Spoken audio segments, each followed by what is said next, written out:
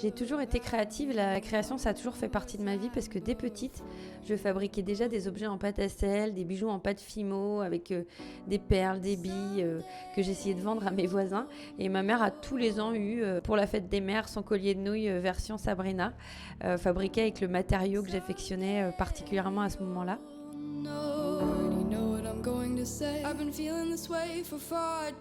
Demi-sel, c'est devenu 3 personnes. J'ai rencontré Leslie et Joanne au fil du temps. Alors Joanne, je l'ai rencontrée, elle était monteuse bijoux, c'est elle qui est venue vers moi, ça a matché tout de suite. C'est quelqu'un qui est très pragmatique, elle va toujours avoir la petite astuce. Et Leslie, elle est arrivée un petit peu plus tard, ça a été aussi tout de suite une évidence, même si elle n'est pas du milieu de la création de bijoux. Leslie, c'est la police du goût, elle me dit toujours le petit truc pour qu'on élève en fait les créations un cran au-dessus. Demi-sel, c'est avant tout une marque avec des valeurs. On essaye de réfléchir à tout pour limiter les impacts écologiques.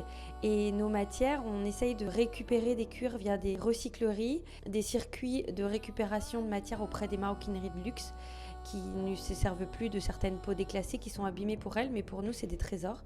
Et donc, du coup, on revalorise ces chutes de cuir et on en fait nos bijoux colorés parce que demi-sel, c'est coloré.